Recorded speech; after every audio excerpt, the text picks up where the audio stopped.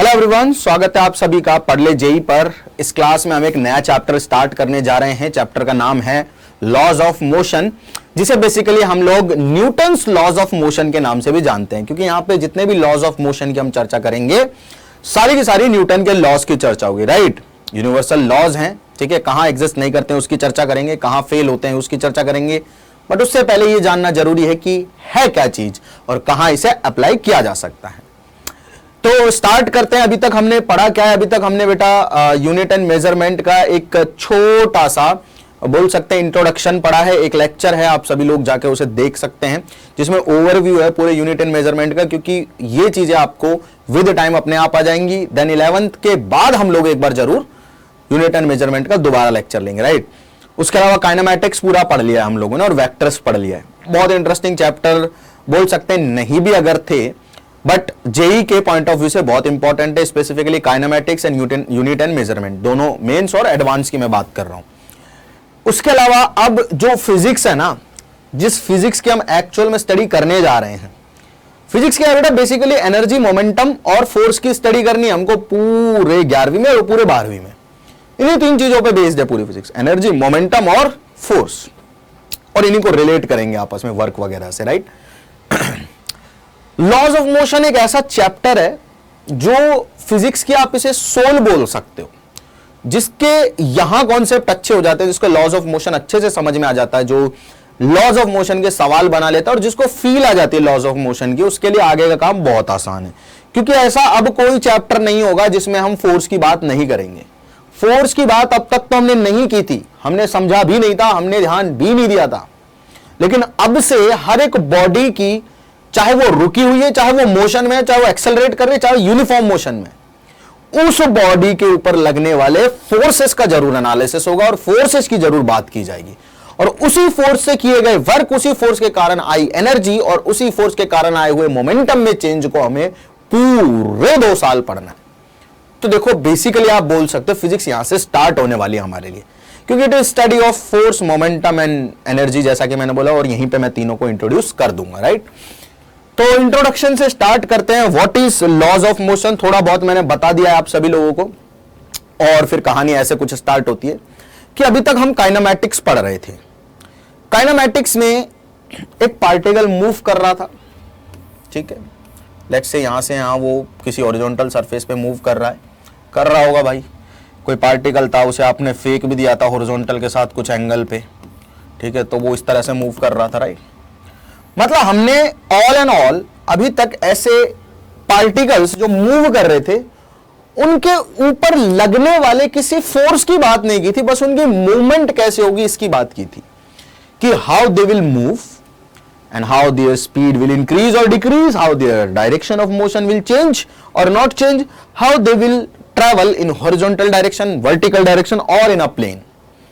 हमने कभी भी बात नहीं की थी कि इस पार्टिकल पे अब मैंने फोर्स लगा दिया तो क्या होगा, फिर थोड़ी देर बाद बोलो अब मैंने फोर्स लगा दिया तो क्या होगा, फिर मैंने बोला अब मैंने फोर्स लगा दिया तो, ऐसा कुछ भी हमने स्टडी नहीं किया।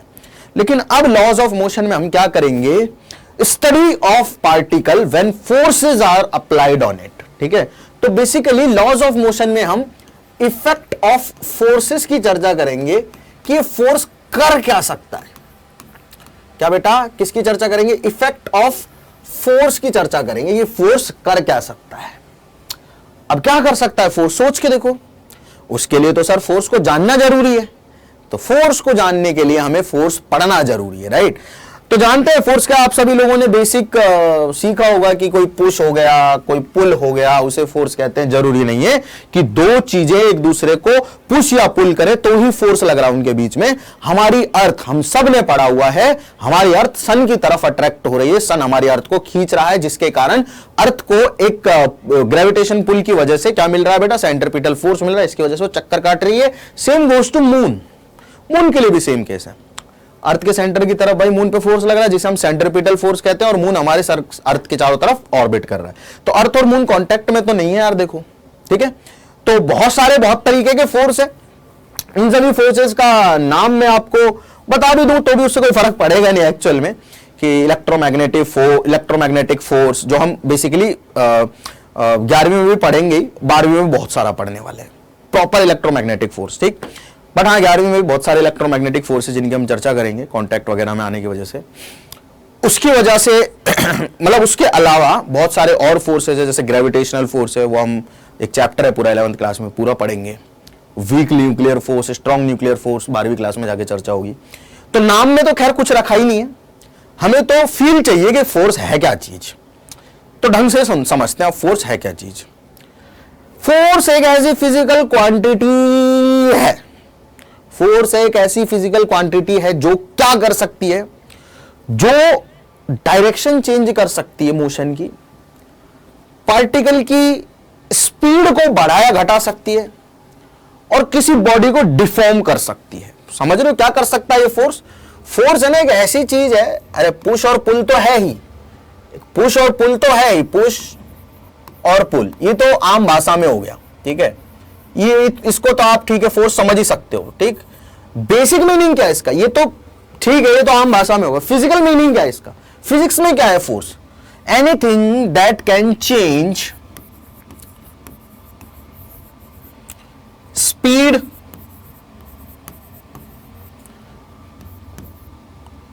that can change direction of motion or it can deform a body.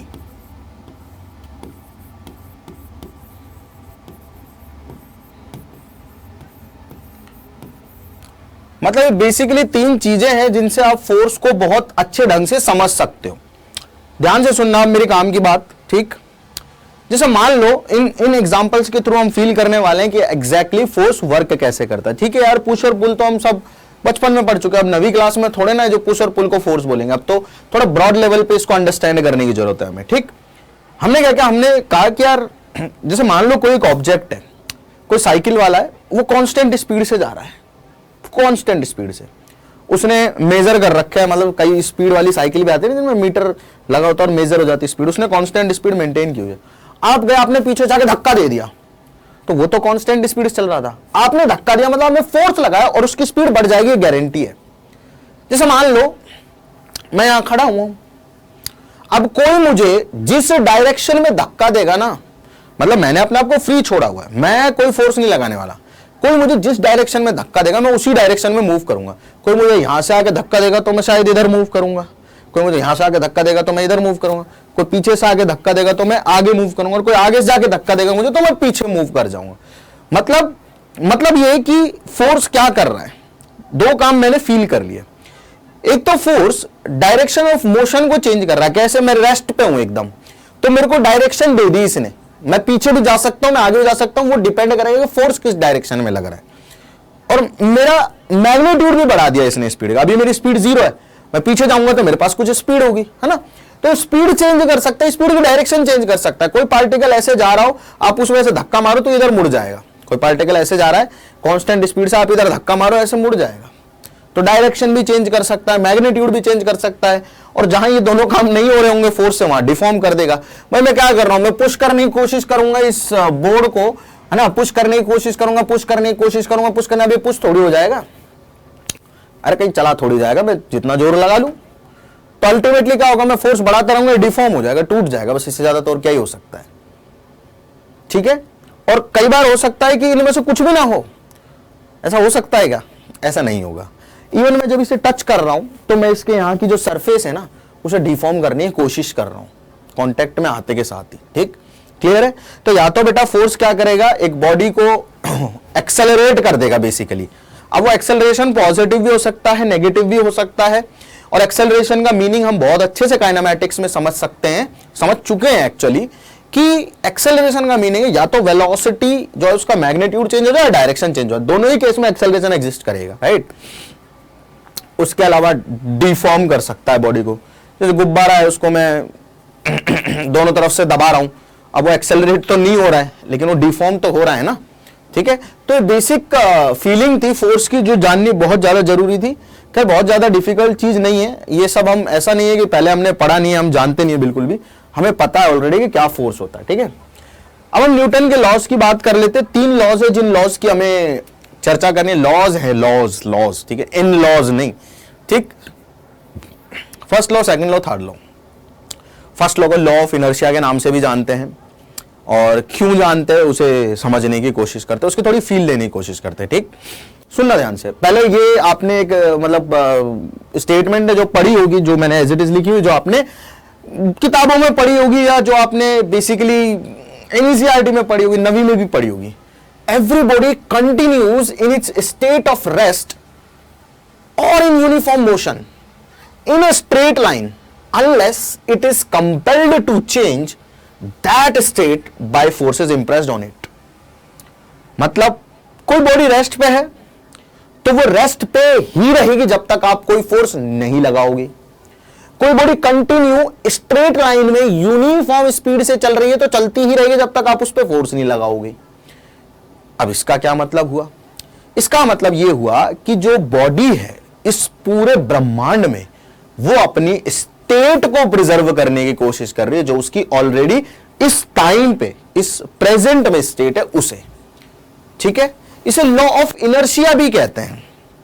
Inertia का क्या मतलब होता है? इनर्शिया बेटा एक्चुअल में आप एक तरह से रेजिस्टेंस समझो।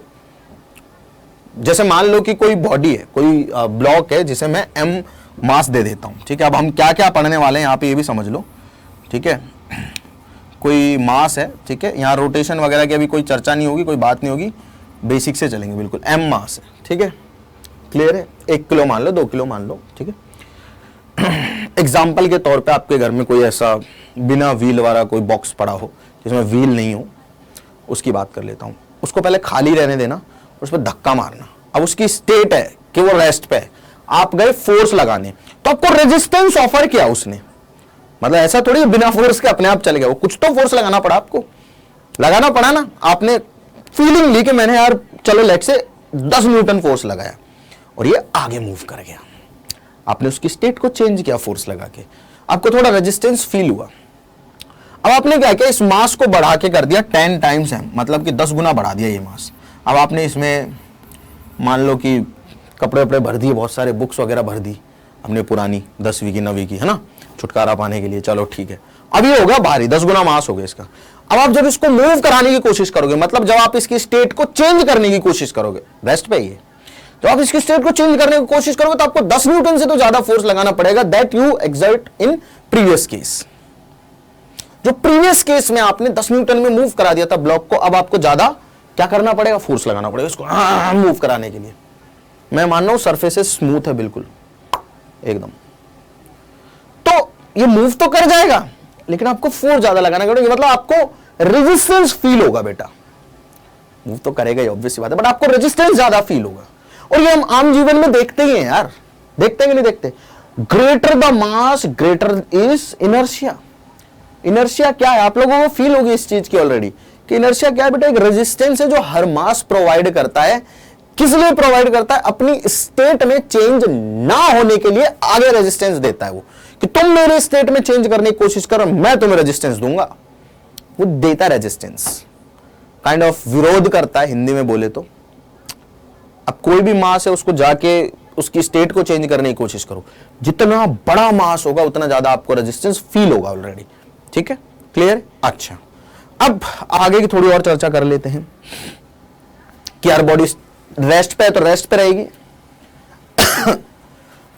मैं ये पेन इसको यहां छोड़ जाता हूं, ठीक है, तुम दिख नहीं रहा होगा, मेरे को कल भी ये पेन यहीं मिलेगा क्योंकि इस पे किसी ने फोर्स ही नहीं लगाया। तो रेस्ट पे ही रहेगा भाई। जब तक इसमें कोई एक्सटर्नल फोर्स नहीं आगे लगा रहा है तब तक इसकी जो स्टेट है, जो इसकी अवस्था है, वो चेंज नहीं होगी। इवन इसका कॉन्फ़िगरेशन चेंज नहीं होगा, जैसी स्टेट में रखा है वैसी में ही रहेगा। और कोई ऑब्जेक्ट अगर स्ट्रेट लाइन में चल रहा है यूनिफॉर्म स्पीड से, तो उस पर जब तक फोर्स नहीं लगेगा इधर उधर, तो ना तो उसकी डायरेक्शन चेंज होगी ना उसका मैग्नीट्यूड चेंज होगा। बेसिकली तीनों लॉ है एक ही लॉ में आ गए ये तीनों।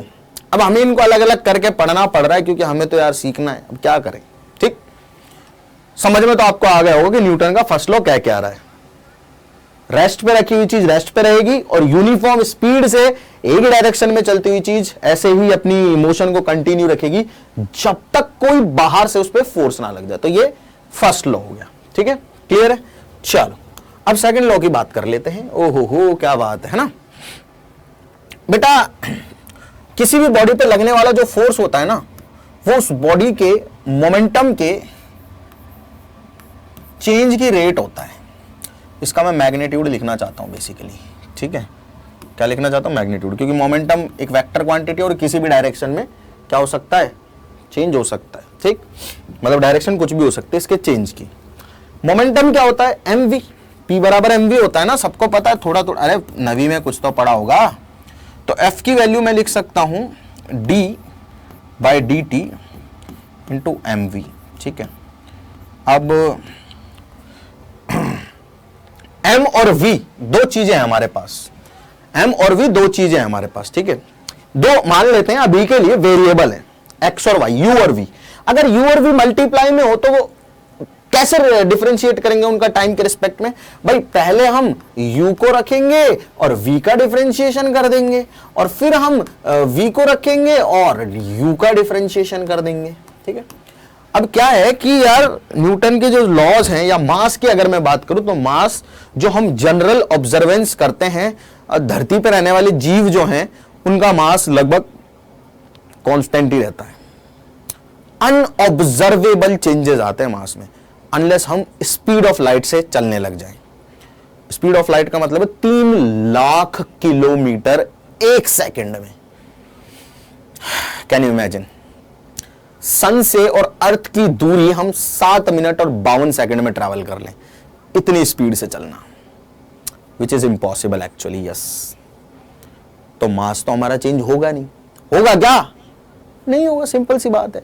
जब मास चेंज नहीं हो रहा है तो टाइम के साथ मास कांस्टेंट है, मास कांस्टेंट है तो भाई ये वाली टर्म हो जाएगी जीरो।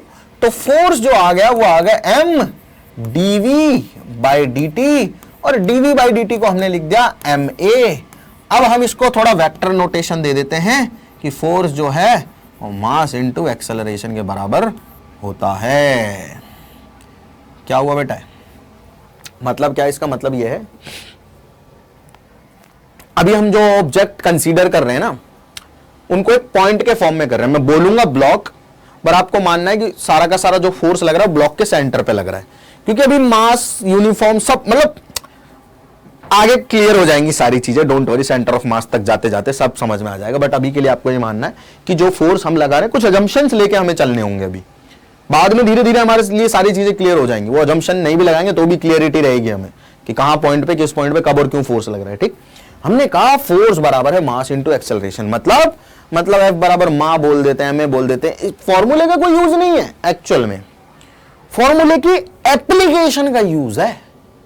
क्या कह रहा है ये कह रहा है कि फोर्स जिस डायरेक्शन में लगाओगे उस डायरेक्शन में बॉडी के पास एक एक्सेलरेशन आ जाएगा, क्योंकि force is proportional to acceleration. Mass तो कांस्टेंट है ना, तो force is proportional to acceleration लिख सकता हूं कि जितना बड़ा आप फोर्स लगाओगे उतना बड़ा एक्सेलरेशन आएगा बॉडी के अंदर। नेट फोर्स की यहां बात हो रही है। किसकी बात हो रही है? नेट फोर्स की। क्योंकि यार देखो, अब मैं इस दीवार पे फोर्स लगा रहा हूं, ये तो कहीं एक्सेलरेट नहीं हुई, ये तो कहीं एक्सेलरेट नहीं हुई, फिर क्या हुआ? अरे तो कहीं एक्सेलरेट हुई नहीं, फिर क्या हुआ? सोचो अब क्या हुआ होगा, फील करना है बेटा। ये चीज है ऐसी, अब इसको थ्योरी से पढ़ा ही नहीं जा सकता, इसको तो बेटा समझना ही पड़ेगा।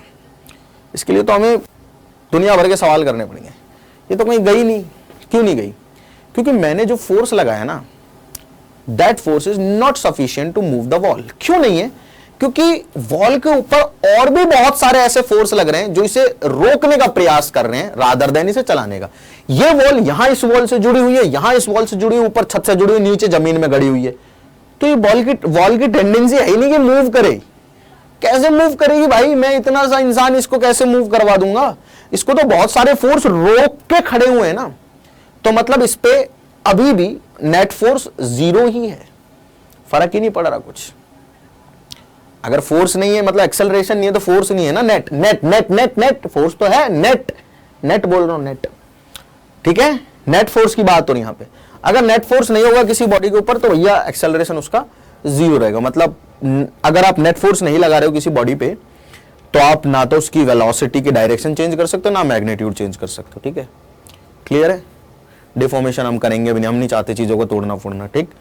तो ये छोटी सी स्टेटमेंट आगे, सेकंड स्टेटमेंट जिसे हम कह रहे हैं, और ये फर्स्ट से ही रिलेटेड है, to be very honest. Force नहीं लगाओगे तो स्टेट चेंज नहीं होगी, यही तो कह रहा है ये। नेट फोर्स नहीं लगाओगे तो स्टेट चेंज नहीं होगी, सिंपल सी बात है। होगी क्या? नहीं होगी भाई, क्यों होगी? ठीक, अच्छा थर्ड स्टेटमेंट की तरफ आते हैं। ये सब पे सवाल आएंगे अभी बहुत, फिर मैं बेसिक फोर्सेस वगैरह को थोड़ा एक्सप्लेन करूंगा। ये तो स्टेटमेंट्स है बस, है ना बेटा। क्या है ना कि फोर्स जो है ना वो एग्जिस्ट करते हैं पेयर में। कैसे एग्जिस्ट करते हैं? पेयर में। मतलब जैसे मैंने दीवार को टच किया तो दीवार ने पे मैंने धक्का मारा, मेरे पे भी दीवार ने धक्का मारा है सेम टाइम पे। सेम पॉइंट ऑफ एप्लीकेशन जो है ना फोर्स का, जिस पॉइंट पे मैं दीवार पे फोर्स लगा रहा हूं ना, एग्जैक्टली जिस पॉइंट पे मेरा हाथ दीवार को टच कर रहा है उसी पॉइंट पे दीवार ने मेरे ऊपर फोर्स लगाया है।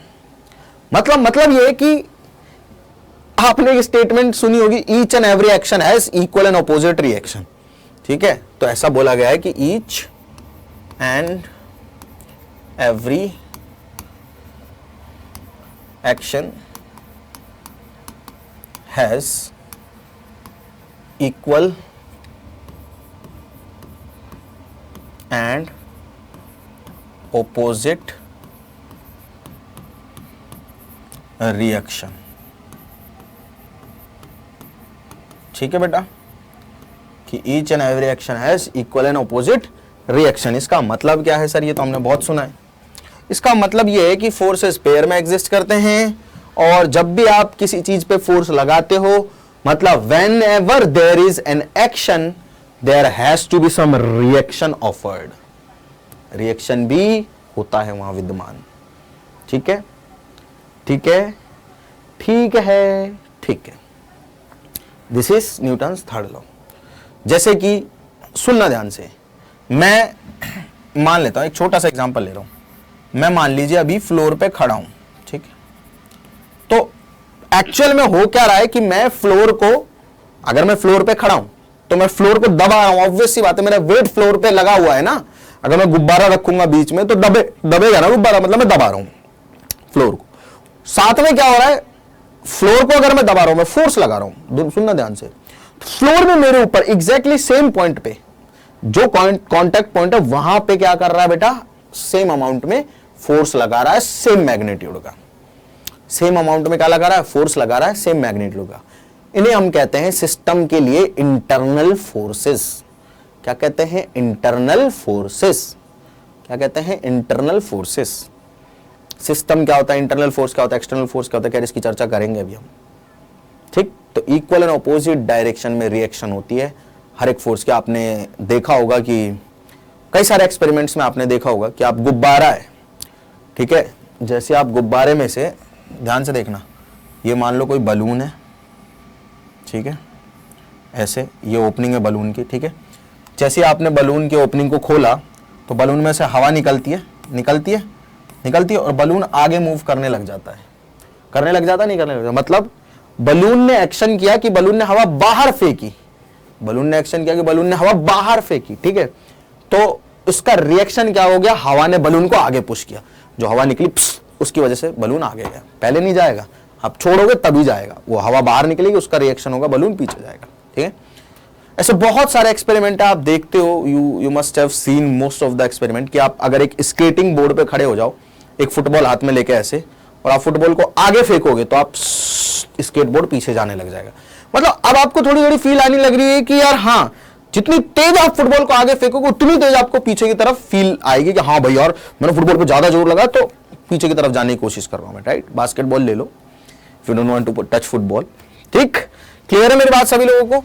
तो ये न्यूटन्स थर्ड लॉ बोल लो इसे। इसका एक बहुत ही प्यारा सा स्टेटमेंट है इंटरस्टेलर मूवी में, you have to leave something behind in order to move forward, है ना। इंटरस्टेलर मूवी आप लोगों ने देखी होगी, तो they talk about some science in that particular movie, है ना, स्पेस की काफी अच्छी, काफी इंटरेस्टिंग मूवी है।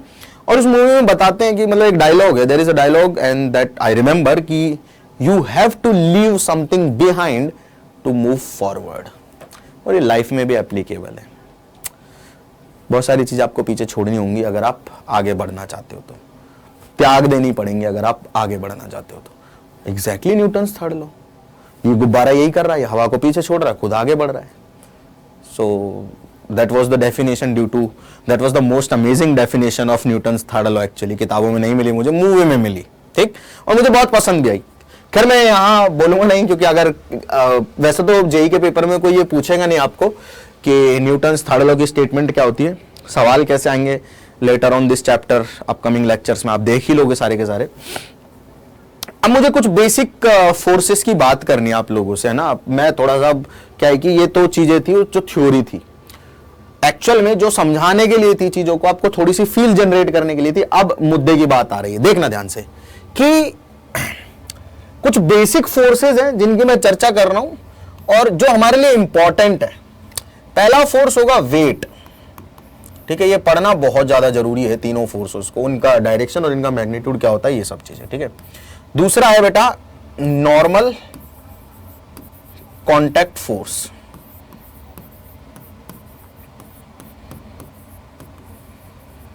और तीसरा आएगा टेंशन।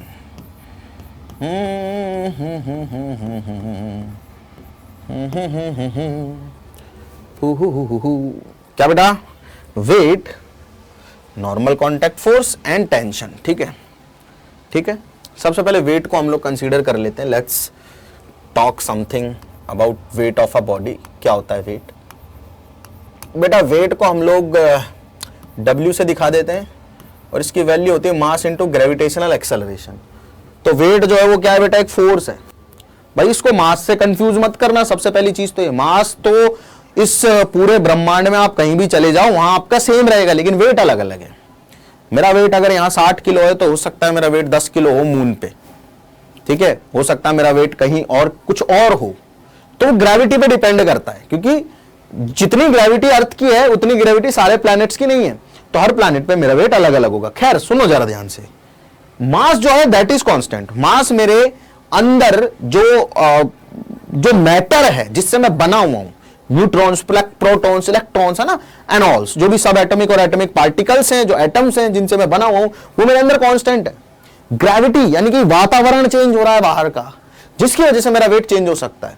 हो सकता है मेरा वेट चलती हुई लिफ्ट में ऊपर जब जा रही है तो कुछ और हो, नीचे जब आ रही है तो कुछ और खड़ी हुई लिफ्ट में कुछ और हो।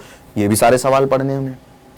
खैर वेट है mg, ठीक है, और इसकी डायरेक्शन हमेशा होगी टुवर्ड डाउनवर्ड, क्योंकि वेट एक फोर्स है, तो इस फोर्स की डायरेक्शन कहां होगी, एक्सेलरेशन की डायरेक्शन। अब ग्रेविटेशनल एक्सेलरेशन कहां होता है, कहां होता है ग्रेविटेशनल एक्सेलरेशन, अर्थ के सेंटर की तरफ, तो इसकी डायरेक्शन हमेशा कहां होगी, नीचे। तो ये तो फिक्स फोर्स हो गया। क्या हो गया, फिक्स फोर्स हो गया, इसकी डायरेक्शन कभी चेंज नहीं होगी। मैंने ये पेन रखा हुआ ऐसे, तो इस पे फोर्स लग रहा है नीचे की तरफ mg, इसका मास इंटू जी। अब मैंने इसको ऐसे रख दिया ना, तो भी इस पे नीचे ही फोर्स लग रहा है। मैंने इसको ऐसा रख दिया तो भी इस पे नीचे ही फोर्स लग रहा है। मैंने इसको ऐसा रख दिया तो भी नीचे ही लग रहा है। मैंने ऐसा रख दिया तो भी नीचे लग रहा है। मैंने ऐसा रख दिया तो भी नीचे लग रहा है। फोर्स इसमें नीचे ही लग रहा है, ग्रेविटेशनल फोर्स mg। g की वैल्यू 9.8 मीटर पर सेकंड स्क्वायर, जिसको कैलकुलेशन पर्पस से I will take 10। Got it? तो वेट क्या है बेटा, weight is nothing but simply a downward force acting on a body with magnitude mg। पहली चीज ये समझ में आई आप सभी लोगों को कि वेट कितना होता है, क्या होता है। जैसे मान लो मैंने एक ब्लॉक बनाया 6 किलोग्राम का, ये मास है ब्लॉक का 6 किलोग्राम। मेरे को पूछा गया इसका वेट, ये रहा भैया 6 इंटू जी, लग गया, ठीक है, क्लियर है, क्लियर है, क्लियर है, क्लियर है, क्लियर है, क्लियर है। चलो जी, अब इन्हीं फोर्सेस की जो मैं बात करने वाला हूं ना, वेट, नॉर्मल कांटेक्ट फोर्स और टेंशन, इन्हीं फोर्सेस से हम एक और चीज सीखने वाले जिसका नाम होगा फ्री बॉडी डायग्राम। ओए होए होए होए, फ्री बॉडी डायग्राम इस पूरे चैप्टर की सबसे इंपॉर्टेंट चीज, आत्मा है एनएलएम की। क्या बेटा, आत्मा है, आत्मा किसकी, एनएलएम की, ठीक। अच्छा ऐसा क्या है सर इसमें, मन मन में तो सोच ही रहोगे, पूछ नहीं सकते क्या होगा, बट मन मन में तो सोच ही रहो ना कि ऐसा क्या है सर इसमें, इतनी तगड़ी चीज बता रहे हो आप इसको। पहले इसका मीनिंग समझ लो। फ्री बॉडी डायग्राम का मतलब यह है कि जिस भी बॉडी की आप फ्री बॉडी डायग्राम बनाना चाह रहे हो, इसको हम प्यार से एफबीडी भी बोलेंगे, एफबीडी, ठीक है, क्या भी बोलेंगे हम इसको प्यार से, एफबीडी। एफबीडी का मतलब क्या है कि आपने कोई एक बॉडी ली उस बॉडी का आपको एफबीडी बनाना है, मतलब फ्री बॉडी डायग्राम बनाना है। तो आप क्या करेंगे, show all the forces on a body. क्या करना है आपको, show all the forces, force vectors बोल दो, ऑन अ बॉडी। बस और कुछ नहीं है फ्री बॉडी डायग्राम। हम तो बेटा अभी 3 ही फोर्स पढ़ने वाले हैं, एक तो ये, एक ये और एक ये। इन तीनों को दिखाना बेसिकली आपको किसी भी बॉडी पे लगते हुए, और वही हो जाएगा उस बॉडी का FPT, free body diagram, free body diagram, free body diagram. ठीक, अच्छा वेट हमने पढ़ लिया, तो हमें एक फ्री बॉडी डायग्राम का एक कंपोनेंट तो पता चलेगा कि किसी भी बॉडी पे वेट हमेशा नीचे लगेगा। ठीक है जी, बहुत बढ़िया, सेंटर पे लगाएंगे और उसे नीचे लगाएंगे। ठीक, अब बात कर लेते थोड़ी सी नॉर्मल कांटेक्ट फोर्स की। इसको मैं नॉर्मल बोलूंगा बात बात, ठीक है। और ये कांटेक्ट फोर्स का एक कंपोनेंट है बस।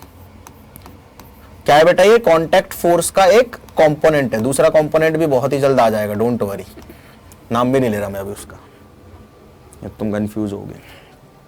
नॉर्मल कंपोनेंट कांटेक्ट फोर्स क्या होता है बेटा, इसके लिए बॉडी का किसी का कांटेक्ट में होना जरूरी है, अगर कांटेक्ट की बात हो रही तो। अरे normal contact force is a contact force, ठीक है। अच्छा, ई कैसे एक्ट करेगा सर जी, बिल्कुल प्यारी सी बात है, ठीक है भाई। कोई सरफेस है दूसरी सरफेस के कांटेक्ट में होगी, वहां ये नॉर्मल कांटेक्ट फोर्स लगेगा। जब भी कोई बॉडी दूसरी बॉडी के कांटेक्ट में आएगी तो कांटेक्ट फोर्स लगेगा, नॉर्मल कांटेक्ट फोर्स। नॉर्मल का मतलब क्या होता है, 90 डिग्री पे परपेंडिकुलर, ठीक है। तो इसकी डायरेक्शन फिक्स है, परपेंडिकुलर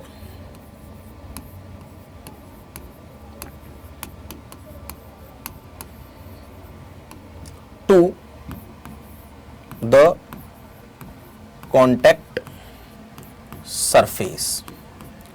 भाई हम एक ही बॉडी पे जैसे लगा रहे हैं, तो उस बॉडी की कौन सी सरफेस है जो कांटेक्ट में है, उस सरफेस के परपेंडिकुलर लगेगा। ये उस सरफेस के परपेंडिकुलर लगेगा, पहली चीज। It is a push force. ये एक ऐसा फोर्स है जो पुश करेगा, किसको पुश करेगा भाई, जिस भी बॉडी पे लगा रहे उस बॉडी को पुश करेगा। जैसे कि चलो देखते हैं, मान लीजिए रिमोट है, इसको एक ब्लॉक मान लेते हैं अपन लोग, और ये ब्लॉक रखा हुआ है इधर हमारी टेबल पे, या मान लीजिए सरफेस पे रखा हुआ है, ठीक है। अभी इसके बहुत सारे एग्जांपल हमें करने हैं। इसका मास है m, ठीक है। मुझे कहा गया कि इस ब्लॉक के ऊपर, इस ब्लॉक का एफबीडी बना के दिखाओ, फ्री बॉडी डायग्राम। मैंने कहा यार बना देंगे, इसमें कौन सी बड़ी बात है, मतलब फ्री बॉडी डायग्राम ही तो बनाना है, फोर्स दिखाने हैं, ठीक है भाई। अब फ्री बॉडी डायग्राम आप जिसका बना रहे हो ना, सिर्फ दिमाग में उसी को कंसीडर करना है, और बाकी दुनिया में आलतू फालतू चीजें भूल जाओ, ठीक है। और उस पर जो भी फोर्स लग रहे हैं उनको लिखना है, ठीक है। अब देखो, सबसे पहली चीज कि इस पे इसका वेट तो लग ही रहा होगा, ये लो लगा दिया जी mg, ठीक है। अब ध्यान से सुनना, क्या ये ब्लॉक कहीं कांटेक्ट में है, क्या ये ब्लॉक कहीं कांटेक्ट में है, m मास का ब्लॉक कहीं कांटेक्ट में है? जी सर, यहां कांटेक्ट में, इस सरफेस के साथ में, स्मूथ सरफेस है, इसके साथ में कांटेक्ट में। मैंने इसको अलग अलग करके दिखाया बस, ठीक है। मतलब ये वाली जो सरफेस है इस ब्लॉक की, ठीक है, ये नीचे वाली सरफेस के साथ कांटेक्ट में है, ठीक है। यानी कि इस वाली सरफेस पे, इस वाली सरफेस पे सुनना ध्यान से, ये वाली सरफेस नीचे वाली सरफेस के साथ कांटेक्ट में, तो इस वाली सरफेस पे फोर्स लगेगा। और फोर्स कैसे लगेगा, वो फोर्स ऐसे लगेगा कि परपेंडिकुलर लगेगा कांटेक्ट सरफेस के। सर आपने तो मतलब एकदम मजे कर दिए, समझ में आ गया भाई। कांटेक्ट सरफेस कौन सी है भाई, ये कांटेक्ट सरफेस रही, तो इसके परपेंडिकुलर लगेगा, मतलब इस लाइन के अलोंग हो सकता है ये फोर्स। अब लेकिन सर इस लाइन के अलोंग तो ऊपर भी हो सकता है और नीचे भी हो सकता है। अब दूसरी लाइन पढ़ लो, it is a push force, मतलब जिस बॉडी पे लगा रहे हो ना, जिस सरफेस पे लगा रहे हो कांटेक्ट फोर्स, उस सरफेस को पुश कर दो। अब देखो पुश कौन करेगा, अरे एक्चुअल में दोनों बॉडीज जब एक दूसरे के कांटेक्ट में, तो दोनों बॉडी एक दूसरे को पुश कर रही हैं, ठीक है। ये ब्लॉक इस सरफेस को पुश कर रहा है नीचे, और ये सरफेस इस ब्लॉक को पुश कर रही है। कहां पुश करेगी, ऊपर, ऑब्वियस सी बात है।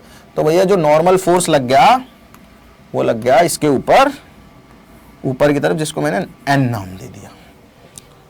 क्या नाम दे दिया, एन नाम दे दिया। समझ में आया थोड़ा थोड़ा। देखो कांटेक्ट सरफेस ढूंढना, सबसे पहले ये है कांटेक्ट सरफेस, तो इसके परपेंडिकुलर फोर्स लगेगा, ऊपर भी लग सकता है नीचे भी लग सकता है, सिंपल सी बात है। लेकिन उन्हें ऊपर ही क्यों लगा, क्योंकि it is a push force. जिस बॉडी के ऊपर लगा रहे हो, जिस सरफेस के ऊपर लगा रहे हो, उसे पुश करो। अब इस वाली सरफेस को नीचे से मैं ऊपर ही पुश कर सकता हूं। सुनना ध्यान से, ये ब्लॉक है, चमक जाएगा, ये ब्लॉक है, ठीक है, और ये ऐसे रखा हुआ है इस सरफेस पे, ठीक है।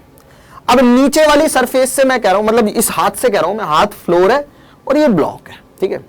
मैं कह रहा हूं इससे कि इस ब्लॉक के नीचे वाली जो सरफेस है ना, इसे पुश करो, तो मैं ऐसे ही पुश करूंगा, ऐसे ऐसे ऊपर की तरफ।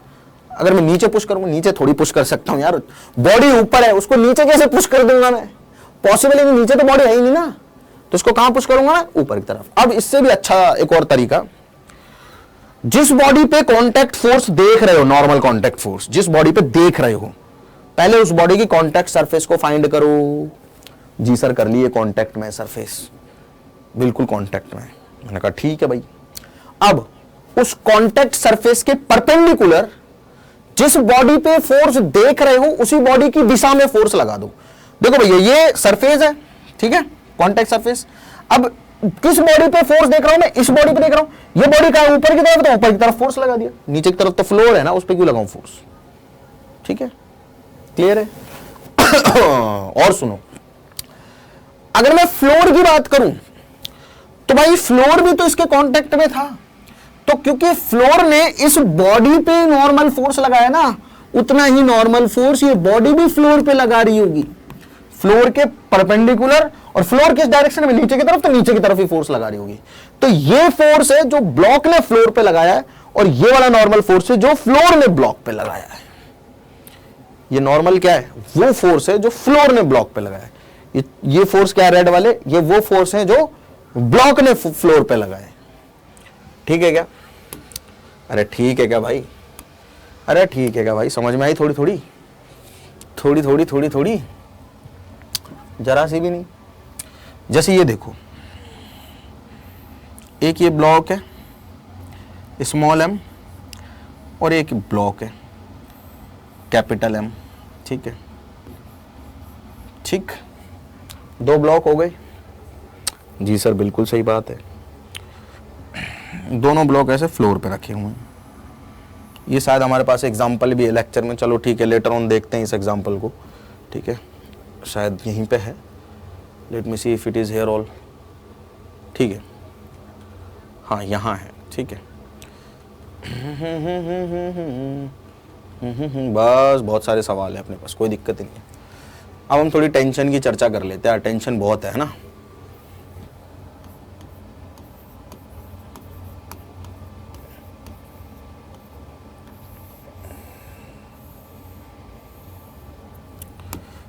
भाई टेंशन क्या है, भाई टेंशन क्या है, सुनते हैं अभी टेंशन क्या है, ध्यान से सुनना, ठीक यार। कभी ऐसे सवाल हमने देखने हैं अभी बहुत सारे, और ऐसे पढ़ने भी हमें और सॉल्व भी करने, जिनमें एक्चुअल में ब्लॉक जो है ना वो रस्सी से बंधे होंगे। टू बी वेरी ऑनेस्ट, बहुत बढ़िया प्रॉब्लम होंगी ये, ठीक है। जो ब्लॉक्स हैं वो रस्सी से बंधे होंगे, ठीक। सुनना जरा, देखना जरा, यहाँ पे मान लीजिए ये अपनी सरफेस है, इस पे हमने एक ब्लॉक रख दिया ऐसे, ठीक है, और इस ब्लॉक को हम लोग खींचने लगे एक रस्सी से, ये रस्सी है, ठीक है, और इसको मैं पकड़ के खींच रहा हूँ, मतलब ऐसे दोनों हाथों से खींच रहा हूँ, ठीक। रस्सी की कुछ खास बातें हैं। ये टेंशन जो स्ट्रिंग में आएगी, स्ट्रिंग इज लाइट। लाइट का मतलब क्या है कि स्ट्रिंग का कोई मास नहीं है। लाइट का मतलब क्या है कि मास नहीं है स्ट्रिंग का, मासलेस है, यह अजम्पशन लेके चलने हमें। और उसके अलावा स्ट्रिंग इज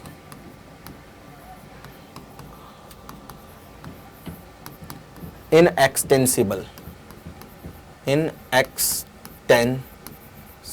इनएक्सटेंसिबल का मतलब क्या है कि स्ट्रिंग की लेंथ फिक्स है, स्ट्रिंग की लेंथ ना बढ़ सकती है ना घट सकती है। तीसरी बात क्या है, string is frictionless. String is frictionless, ठीक है, ऐसा मान के चलना है, कोई लॉस नहीं करेगी, ठीक। छोटी छोटी चीजें जो हमें अज्यूम करनी है। स्ट्रिंग रस्सी का कोई मास नहीं है, रस्सी मासलेस है बिल्कुल, मास होगा तो उसके रोटेशन इफेक्ट भी आएंगे जो हम आगे रोटेशन में पढ़ेंगे, मास वाली रस्सी भी पढ़ेंगे, डोंट वरी। अभी मासलेस है। इनएक्सटेंसिबल मतलब इसकी लंबाई चेंज नहीं होगी, मतलब ना तो इलास्टिक नहीं है बिल्कुल भी, खींच भी नहीं सकती और कंप्रेस भी नहीं हो सकती, उसके अलावा फ्रिक्शनलेस है ना। अब टेंशन जो फोर्स है वो रस्सी में आएगा, ठीक है। अगर यूनिफॉर्म रस्सी है, जो कि है, हम यहां पे एक ही प्रकार की रस्सी यूज करेंगे, तो एक रस्सी में सेम टेंशन रहेगी, एक रस्सी में सेम टेंशन रहेगी, और टेंशन की डायरेक्शन होगी जिस भी पॉइंट के लिए देख रहे हो उस पॉइंट से दूर। जैसे मान लो इस मास को ये पर्सन खींच रहा है, इधर की तरफ खींचने की कोशिश कर रहा है, ठीक है, तो इसे टेंशन खींचना पड़ेगा इस रस्सी को। हाँ सर बिल्कुल सही बात है, इसमें कोई गलत बात तो नहीं है। अब हो क्या रहा है, मुझे ये मालूम हुआ कि इस रस्सी में टेंशन आ गई, मान लो टी। कितनी टेंशन है इस रस्सी में? टी, ठीक है। अब उसकी डायरेक्शन देख लेते हैं। अगर मैं रस्सी में टेंशन की डायरेक्शन देखता हूं मास के लिए, तो टेंशन की डायरेक्शन मास के लिए होगी मास से दूर इधर, और अगर मैं टेंशन की डायरेक्शन देखता हूं इस पपलू के लिए, तो पपलू के लिए होगी पपलू से दूर इधर। मैग्नीट्यूड टी ही रहेगा, रस्सी है उसमें टेंशन का मैग्नीट्यूड सेम रहेगा, सेम रस्सी है, इनएक्सटेंसिबल है, लाइट है और फ्रिक्शनलेस है, उस पूरी रस्सी में जो मैग्नीट्यूड है वो सेम रहेगा टेंशन का। लेकिन हर एक पॉइंट के लिए टेंशन की जो डायरेक्शन होगी वो पॉइंट से दूर। अरे हम सब चाहते हैं कि जीवन में टेंशन हमसे दूर रहे, इससे तो अच्छा कोई एग्जांपल ही नहीं हो सकता टेंशन को समझने का। सब चाहते हैं कि जीवन में टेंशन सबसे दूर रहे। तो मास के लिए अगर मैं देखूंगा, मैं अगर मास के लिए बोलूंगा कि मास के लिए टेंशन का होगी, जैसे मैं मास का FBD बनाना चाहता हूं, let's say we want to just make free body diagram of this mass, ठीक है, स्मॉल m। तो हमने इस मास का FBD बनाने की कोशिश की, हमने कहा यार ये मास है तो यार इस पे वेट तो लग रहा होगा, सिंपल सी बात है यार, नीचे की तरफ है ना, तो हमने इस पे सबसे पहले वेट लगाया इसका mg, और ये क्योंकि यहां कांटेक्ट में भी है, ये वाली सरफेस इसकी कांटेक्ट में भी है, सिंपल सी बात है। अब क्योंकि कांटेक्ट में भी है तो कांटेक्ट सरफेस के परपेंडिकुलर, कांटेक्ट सरफेस के परपेंडिकुलर किधर लगाऊं? बॉडी की डायरेक्शन में। कहां है बॉडी? ये रही ऊपर की तरफ, तो भाई लगा दिया हमने नॉर्मल फोर्स। ये मास के ऊपर लगने वाले फोर्सेस की बात कर रहा हूं मैं, ठीक है। उसके साथ साथ भाई इधर की तरफ एक रस्सी है जो खींच रही है इसे, तो इधर की तरफ टेंशन लगा दी। मास के लिए टेंशन 10 मास से दूर, पर्सन के लिए टेंशन पर्सन से दूर। जिस पॉइंट के लिए देख रहे हो उस पॉइंट से दूर कर देना टेंशन को, बस खत्म कहानी। टेंशन का काम यही है, वो खुद दूर जाना चाहती है, तो हम ये कर नहीं पा रहे। फ्री बॉडी डायग्राम जो नहीं आते ना हमें ठीक से, क्या करना है हमें? टेंशन की डायरेक्शन रखनी है मास से दूर। कहां रखनी है बेटा? हमेशा मास से दूर, ठीक है, या जिस भी पॉइंट के लिए देख रहे हैं उस पॉइंट से दूर।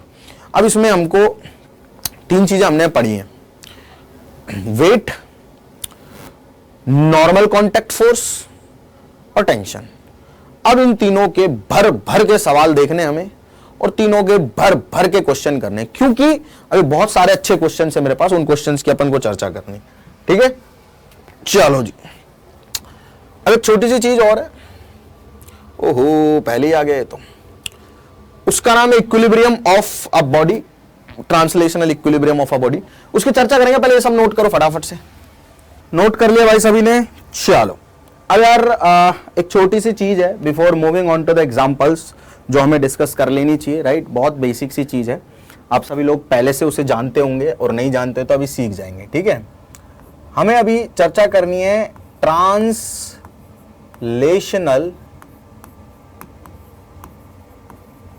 इक्विलिब्रियम की, राइट। क्या है भैया ट्रांसलेशनल इक्विलिब्रियम? ठीक है, अब सुनना जरा ध्यान से काम की बात। एक्चुअल में क्या है भाई, ट्रांसलेशनल इक्विलिब्रियम को हम सिंपली अभी के लिए for time being equilibrium of a body भी बोल सकते हैं, क्योंकि 2 तरह के इक्विलिब्रियम होंगे जो हम पढ़ रहे होंगे अपने फिजिक्स में, एक रोटेशनल, एक ट्रांसलेशनल, ठीक है। अब ट्रांसलेशनल इक्विलिब्रियम क्या होता है? उसमें ट्रांसलेशन की आवश्यकता होती है, मतलब कोई भी बॉडी ट्रांसलेट अगर करे, ट्रांसलेशन आपको पता ही, मतलब अगर घूमे नहीं सिर्फ चले, ठीक, उसे हम ट्रांसलेशन कहते हैं।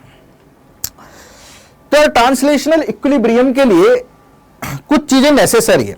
इक्विलिब्रियम का मतलब क्या है, सबसे पहले ये समझना जरूरी है। इक्विलिब्रियम का मतलब यह है कि अगर कोई बॉडी रुकी हुई है तो वो रुकी रहे, और कोई बॉडी स्ट्रेट लाइन में कांस्टेंट वेलोसिटी से चल रही है तो कांस्टेंट वेलोसिटी से चलती रहे। मतलब इक्विलिब्रियम का क्या है? इक्विलिब्रियम का मतलब सबसे पहले आपको समझना जरूरी है। मतलब यह है कि अगर कोई बॉडी रेस्ट पे है तो वो रेस्ट पे रहेगी, और अगर कोई बॉडी कांस्टेंट वेलोसिटी से चल रही है तो कांस्टेंट वेलोसिटी से चलती रहेगी। मतलब इक्विलिब्रियम का मतलब यह है कि एक्सेलरेशन नहीं आना चाहिए, डायरेक्शन भी चेंज नहीं होनी चाहिए वेलोसिटी की, और उसका मैग्नीट्यूड भी चेंज नहीं होना चाहिए। मतलब मुद्दे की बात यही आती है बेटा कि एक्चुअल में जो एक्सेलरेशन है that should be zero. Rest से अगर चलेगी तो एक्सेलरेशन ही हुआ, इसका मतलब वेलोसिटी चेंज हो गई। और अगर कांस्टेंट वेलोसिटी से चल रही है और उसकी कांस्टेंट वेलोसिटी से चलते चलते डायरेक्शन या मैग्नीट्यूड बदल दिया तो भी एक्सेलरेशन हो गया। तो एक्सेलरेशन को जीरो रखना, इसका मतलब है इसका मतलब है इक्विलिब्रियम। ठीक, अगर इक्विलिब्रियम कब होगा? इक्विलिब्रियम तब होगा जब एफ नेट जीरो होगा, क्योंकि एक्सेलरेशन जीरो है। इक्विलिब्रियम का मतलब क्या? एक्सेलरेशन जीरो है बॉडी का। एक्सेलरेशन जीरो का मतलब क्या? मास तो जीरो हो नहीं सकता, मतलब नेट फोर्स बॉडी के ऊपर जो लग रहा है वो जीरो है। मतलब नेट फोर्स जो बॉडी के ऊपर लग रहा है वो जीरो है, तभी तो वो रेस्ट पे रखी है तो रेस्ट पे रखी रहेगी, है ना। There will be no particular changes in state of its motion. ठीक है, अब फोर्स के डिफरेंट मतलब नेट फोर्स जीरो ही, यही स्टेटमेंट है इक्विलिब्रियम का कि नेट फोर्स किसी बॉडी पे जीरो है, इसका मतलब वो इक्विलिब्रियम में। ठीक है बेटा, क्लियर है, सिंपल है, एक बात समझ में आ गई सभी लोगों को। अच्छा, और क्या बातें हो सकती है भाई? इसका मतलब ये भी हो सकता है कि जो भी रिजल्टेंट फोर्स है उनके एक्स डायरेक्शन के नेट कंपोनेंट जीरो है, वाई डायरेक्शन के नेट कंपोनेंट जीरो और जेड डायरेक्शन के नेट कंपोनेंट जीरो। अब इसको ऐसे समझने से बेटर है कि कुछ एग्जांपल्स के थ्रू समझा जाए। सबसे पहले हमारे पास एक छोटा सा एग्जांपल है और इस एग्जांपल से हम बेटा एफबीडी बनाना चाहते हैं। कौन सा एफबीडी? इसमें तो सिंपली बोला हुआ है draw normal force exerted by A on B. A ने बी पे कितना नॉर्मल फोर्स लगाया ये हमें पूछा गया। अब जो एग्जांपल्स हम करने वाले हैं ना, ये हमारी जो बेसिक ब्लॉक्स है उनको बिल्ड करेंगे अबाउट मैकेनिक्स। इन्हीं की जरूरत हमें आगे पढ़ने वाली है। ठीक है, तो हमें ना ए के द्वारा बी पे लगाया हुआ फोर्स फाइंड करना है। ठीक है, मतलब बेसिकली हमें बी का एफबीडी बनाना है, बी का फ्री बॉडी डायग्राम बनाना है। तो बी को पहले यहां ड्रॉ कर लो, दिस इज बी। ठीक है, सुनना जरा ध्यान से, क्या कौन कौन से फोर्स लग रहे होंगे बी के ऊपर, मैं ये बता रहा हूं। पूछा तो मैं सिर्फ ए ने जो बी पे लगाया वो है, मैं सारी फोर्स दिखा रहा हूं। भाई बी का कुछ मास होगा कि नहीं होगा? बिल्कुल होगा। तो बी का वेट लग रहा होगा बिल्कुल नीचे की तरफ, हमेशा नीचे ही लगेगा, mg। अब बी कई जगह पे कांटेक्ट में, कहां कांटेक्ट में? देखो, एक तो बी का कांटेक्ट यहां हो रहा है सरफेस के साथ में, ठीक है, और एक बी का कांटेक्ट यहां हो रहा है ए के साथ में। तो बी की दो सरफेस कांटेक्ट में, तो बी की दो सरफेस पे नॉर्मल रिएक्शन लगेगा। कैसे लगेगा नॉर्मल रिएक्शन? सुनना, एक तो इस वाली सरफेस पे लगेगा और एक इस वाली पे लगेगा। पहले इस वाली पे लगा देते हैं। इस सरफेस के परपेंडिकुलर पुश फोर्स लगाना है। तो इस सरफेस को अगर पुश करना है तो ऊपर ही करूंगा मैं। अरे भाई फोर्स किस पे लगाना? बी पे। तो बी को पुश करना है, बस कौन लगा रहा है डजंट मैटर, बी को पुश करना है। तो देखो ये वाली सरफेस अब इसके परपेंडिकुलर, या तो ऊपर हो सकता है नीचे। अब पुश तो बेटा इसको ऊपर ही कर सकता हूं मैं, नीचे तो कुछ है ही नहीं, बॉडी तो ऊपर है। तो भैया नॉर्मल रिएक्शन लग गया ऊपर की तरफ, इसे मैंने N1 कह दिया। क्या कह दिया? N1 कह दिया। दूसरी चीज यह है कि एक और फोर्स है जो इस बॉडी पे लग रहा होगा। कौन सा फोर्स? जो एक्चुअल में पूछा गया है कि ए ने बी पे कितना फोर्स लगाया। भाई बी की ये वाली जो सरफेस है, ये वाली सरफेस ए के कांटेक्ट में, ठीक है, तो इस सरफेस के परपेंडिकुलर पुश फोर्स। अब सोचो मैं बी को पुश करूंगा तो किधर पुश करूंगा? इधर ही कर सकता हूं। पीछे करूंगा तो कुछ है ही नहीं पीछे, तो बी पे इधर फोर्स लगा रहा होगा। कौन? ए। और इसको मैंने बोल दिया NA, normal reaction provided by A. Normal reaction provided by A. तो ये है बेटा NA, normal reaction provided by A. यही पूछा हुआ है सवाल में। ठीक है, क्लियर है? बेसिक सा सवाल था। अच्छा, अभी थोड़े थोड़े और सवाल आएंगे अपने पास में, देखना जरा। हमको नॉर्मल फोर्स ड्रॉ करने रॉड के ऊपर पॉइंट 1 और पॉइंट 2 पे। तो पॉइंट 1 जो है कांटेक्ट पॉइंट डिसाइड कर लेते, ये रहा पॉइंट 1, ठीक है, ये कांटेक्ट पॉइंट है, और ये रहा पॉइंट 2। जिसके ऊपर लगाने हैं ना उसकी मैं बात कर रहा हूं, ठीक है। सुनना जरा मेरी बात को ध्यान से भाई, जो रॉड है वो कुछ ऐसी है, ऐसे ऐसे और ऐसे, ठीक है। अब रॉड का जो हिस्सा टच में है जमीन के साथ वो ये वाला ये वाला, ठीक है। तो रॉड का ये वाला पार्ट टच में है, रॉड पे लग रहा है नॉर्मल फोर्स, ठीक है। अब देखो इस वाले पार्ट पे परपेंडिकुलर पुश फोर्स, तो परपेंडिकुलर का मतलब ऊपर की तरफ, मतलब परपेंडिकुलर का मतलब 90 डिग्री, इस टच पॉइंट के टच सरफेस के 90 डिग्री। देखो ये वाला जो पार्ट है ना, ये वाला जो रॉड का टच हो रहा है इसके परपेंडिकुलर लगाना है। ये वाला जो पार्ट टच हो रहा है ना, वो ऐसी लाइन ड्रॉ करेंगे वहां पे जहां पे टच हो रहा है, और जो लाइन ड्रॉ हो रही है उसके परपेंडिकुलर पुश फोर्स लगाना, तो वो ऊपर लग जाएगा। इसको हमने N1 बोल दिया, ठीक है, ठीक है। अब दूसरी चीज, दूसरा पार्ट जो रॉड का वो यहां टच हो रहा है, इसको यहां ऐसे, ठीक है। तो जो पार्ट टच हो रहा है वहां पे ऐसी हमने एक सरफेस ड्रॉ कर ली, क्योंकि जो सरफेस कांटेक्ट में आ रही है ना उसके परपेंडिकुलर फोर्स हमें लगाना है। अब भाई इस लाइन के, इस सरफेस के परपेंडिकुलर फोर्स लगाना, वो भी पुश फोर्स, तो लगा दो ये हो गया दूसरा फोर्स N2। आई बात समझ में? आई क्या बात समझ में? अरे दूसरा वाला जो पार्ट है वो यहां टच हो रहा है, ऐसे टच हो रहा है कुछ ऐसे, तो इसके परपेंडिकुलर पुश फोर्स लगा दिया, ठीक है। क्लियर है? क्लियर है भाई सभी लोगों को? बिल्कुल सिंपल है। अच्छा और एग्जांपल देखते हैं। Two blocks are kept in contact as shown in figure. Find forces exerted by surface, floor and wall on blocks and contact force between two blocks. ये सवाल बढ़िया है, ये सवाल बढ़िया है। ऐसा क्यों बोल रहा हूं? क्योंकि बेटा सही में बढ़िया है ये सवाल, ठीक है। ये दिया हुआ है 10 किलोग्राम, इस पे इधर फोर्स लग रहा है 100 न्यूटन। दोनों ब्लॉक के हम FBD बना रहे हैं, और यहां बना लेता हूं मैं 20 किलोग्राम का FBD, ठीक है। पहले 10 किलोग्राम का बना लेते हैं भाई। 10 किलोग्राम की ये वाली सरफेस जमीन के कांटेक्ट में, तो जमीन इस 10 किलोग्राम को इस कांटेक्ट सरफेस के परपेंडिकुलर मतलब पुश कर रही होगी ऊपर की तरफ। अरे जमीन है नीचे, तो कांटेक्ट सरफेस ये वाली होगी, अब इसके परपेंडिकुलर मतलब ये लाइन। अब इस लाइन के अलोंग पुश करने का मतलब है बॉडी का ऊपर है तो ऊपर ही पुश कर सकते, ठीक है भाई, बिल्कुल सही बात है। तो भैया इस पे ऊपर की तरफ लग गया एक normal, which is let us call N1। इसका खुद का वेट लग रहा होगा नीचे की तरफ, जिसको बोल देते 10 × G, ठीक है। क्लियर है? अच्छा अभी ये वाली जो सरफेस है ये भी कांटेक्ट में है, अरे ये भी कांटेक्ट में है ना, तो ये वाली सरफेस कांटेक्ट में। अब मुझे किस पे फोर्स देखना है? 10 किलोग्राम पे। तो भैया 10 किलोग्राम की ये वाली कांटेक्ट क्या है, ये वाली सरफेस क्या है, कांटेक्ट में 20 किलोग्राम के साथ, ठीक है। तो इस सरफेस के परपेंडिकुलर मतलब इस लाइन के अलोंग पुश फोर्स लगा दो, तो इस सरफेस के परपेंडिकुलर मैं इधर ही पुश कर सकता हूं इसे। तो भैया ये हो गया normal on A due to B। इस 10 किलोग्राम को मैं A बोल रहा हूं, इसको लेट अस कॉल A, और इसको मैं B बोल रहा हूं, ठीक है। ठीक है जी, आई बात समझ में? अच्छा ये बन गया अपने पास में 10 किलोग्राम का FBD। अब आ जाते 20 किलोग्राम पे। भाई 20 किलोग्राम जो है उसका वेट नीचे की तरफ 20 × G। इधर से एक दीवार है, वो 20 किलोग्राम की कांटेक्ट सरफेस के परपेंडिकुलर। देखो अब जिसके ऊपर फोर्स लगा ना उसको देखना है। मैं 20 किलोग्राम का FBD बनाना तो 20 किलोग्राम को देखना है। अब 10 किलोग्राम आलतू फालतू की चीजें भूल जाओ, सिर्फ 20 किलोग्राम को देखो। तो इधर से एक दीवार है, ये वाली सरफेस कांटेक्ट में, तो इसके परपेंडिकुलर फोर्स लग सकता है। पुश फोर्स का मतलब इसको पुश कर दो इधर, तो मतलब दीवार ने इधर फोर्स लगाया इसके ऊपर, मतलब FBW, force on B due to wall, force on B due to wall. अच्छा अभी ये वाली जो सरफेस है 20 किलोग्राम की, वो A के साथ कांटेक्ट में यार। किसके साथ कांटेक्ट में यार? A के साथ कांटेक्ट में। अच्छा कांटेक्ट फोर्स जो होता है एक्शन रिएक्शन, मतलब अगर ये दोनों ऐसे रुके हुए हैं, ठीक है, तो जितना फोर्स मेरे हाथ में इस पे लगाया उतना ही फोर्स इस हाथ में भी इस पे लगाया, वापस दे रहे हैं।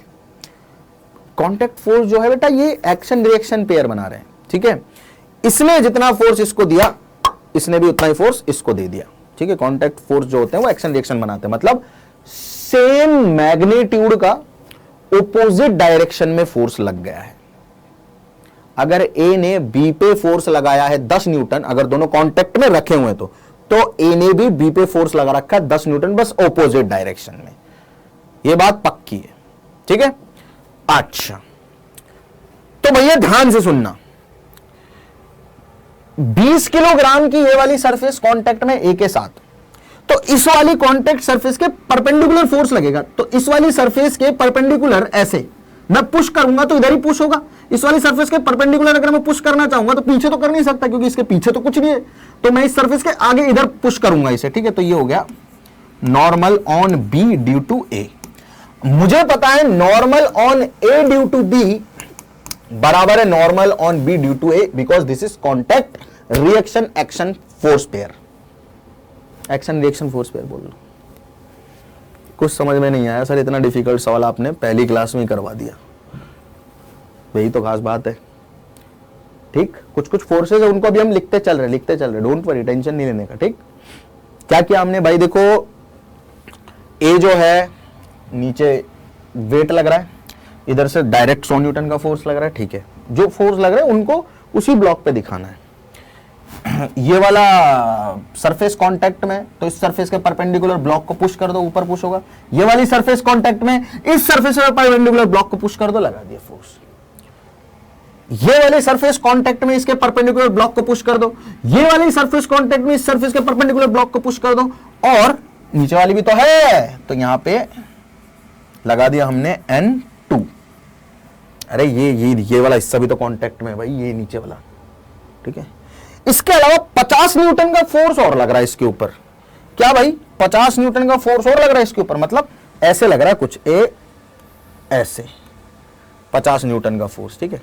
अब ये फोर्स वेक्टर है, इसको तो मैं बेटा इजीली ऐसे आगे ट्रांसफर कर सकता हूं इसी डायरेक्शन में विद सेम मैग्नीट्यूड, ठीक है सर कर लो, और ना चाहो तो मत करो, मेरी कोई उसमें जिम्मेदारी नहीं, ठीक।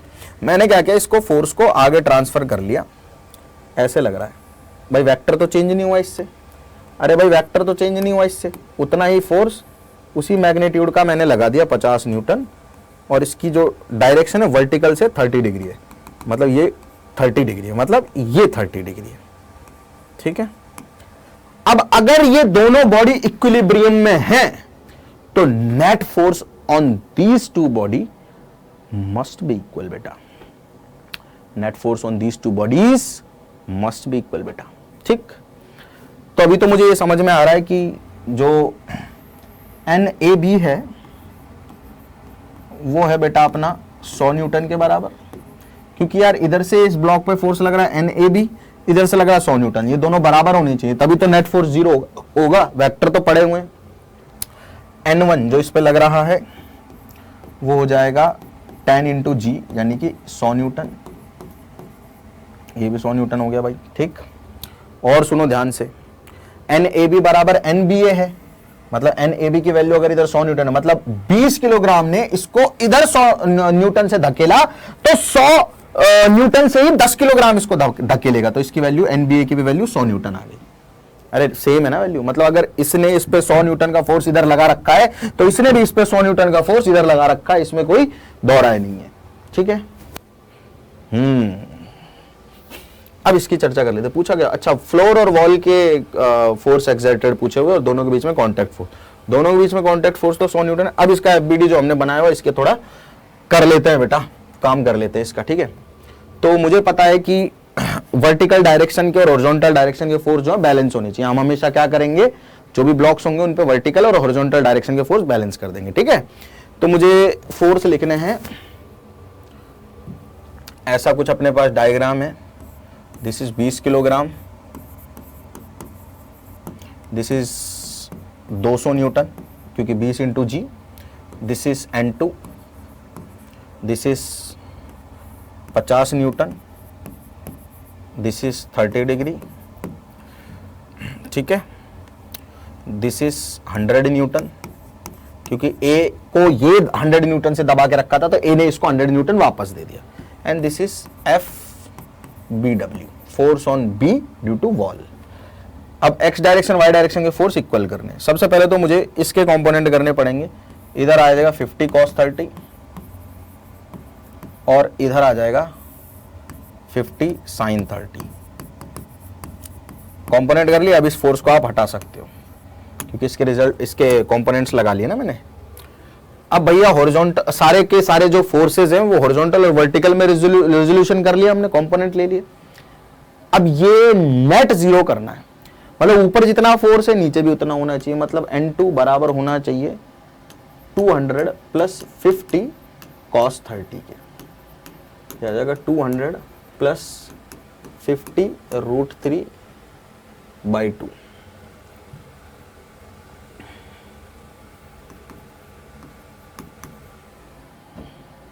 ठीक है।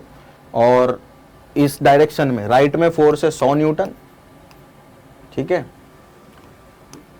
और लेफ्ट में फोर्स कितना है ब्लॉक पे, FBW प्लस 50 sin 30। भाई राइट में फोर्स है 100 न्यूटन, लेफ्ट में फोर्स एक तो लग रहा है FBW, एक लग रहा है 50 sin 30, दोनों बराबर होने चाहिए, तभी तो हॉरिजॉन्टल ट्रांसलेशन जो है वो इक्विलिब्रियम में होगा। तो FB की वैल्यू आ गई 100 माइनस 50 sin 30, यानी कि 75 newton. This is our answer. एक बेहतरीन सवाल, एक बेहतरीन सवाल। ठीक है, नोट वोट करते चलो बेटा साथ साथ में, इट्स इंपॉर्टेंट।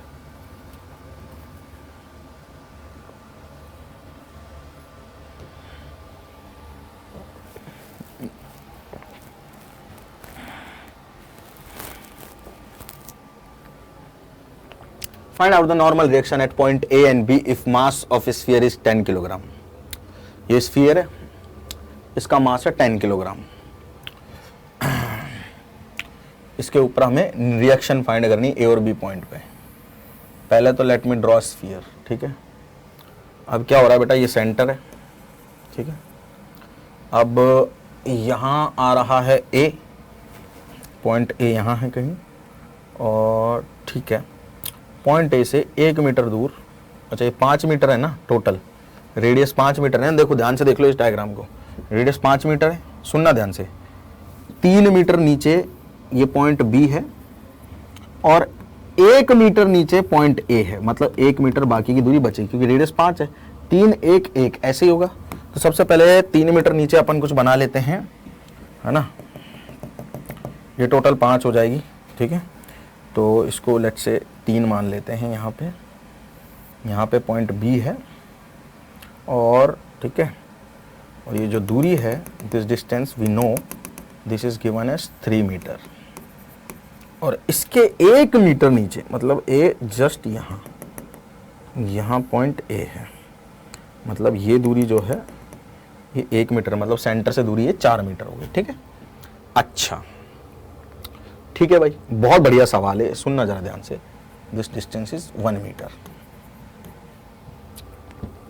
r बराबर 5 मीटर है, रेडियस जो इसकी टोटल 5 मीटर है। अब भैया काम करना है, इसका काम क्या करना है, तमाम करना है। यार देखो, ये जो स्फीयर है ना, इस पे हमें फोर्सेस लिखने हैं सारे। सबसे पहले तो मैंने इसका वेट लिखा, ठीक है, वेट कितना है 10 किलोग्राम का है, तो वेट लगेगा इस लाइन क्या लॉन्ग, सेंटर से नीचे 100 न्यूटन। ठीक है, क्लियर है। ये पॉइंट ए है, ये पॉइंट बी है। अब देखो बी पॉइंट है ना, ए बी पॉइंट पे स्फीयर ऐसे टच कर रहा है, इस पर्टिकुलर मतलब जो भी ये सरफेस है यहां पे ऐसे टच कर रहा है, ऐसे, मतलब स्फीयर का जो सरफेस है ना, वो सरफेस कहीं पे टच कर रहा है। तो सरफेस पे हमें नॉर्मल डालना है, सरफेस पे परपेंडिकुलर डालना है। तो रेडियस जो होती है स्फीयर की, वो स्फीयर के सरफेस पे परपेंडिकुलर होती है, तो सबको पता होगा। स्फीयर की जो रेडियस होती है वो उसके सरफेस के हर पॉइंट के परपेंडिकुलर होती है, तो इसके भी परपेंडिकुलर होगी। तो मैंने इस पॉइंट से पास करते हुए एक रेडियस बना दी, इसको नाम दे दिया NB। क्या नाम दे दिया इसको, NB। इसको सीधा बनाना है पहले तो, लेट्स कॉल इट NB। ठीक है, ये पॉइंट है सरफेस का जो ए पे टच कर रहा है। अब अगेन इस पे मुझे नॉर्मल बनाना, नॉर्मल क्या होता है बेटा, परपेंडिकुलर पुश फोर्स होता है। किस पे पुश करना है, स्फीयर को पुश करना है, तो इस पॉइंट के परपेंडिकुलर स्फीयर इधर पुश होगा तो भैया इधर आ गया N1। ठीक है जी, सेम काम मैंने यहां किया, इस सरफेस के परपेंडिकुलर स्फीयर को पुश करना है, क्योंकि मैं फोर्स किस पे लगा रहा हूं, स्फीयर पे लगा रहा हूं। ठीक है यार, ये दूरी 3 है यहां से और यहां तक की, ठीक है, पता है ये दूरी 5 है, रेडियस है ना, ठीक है सर।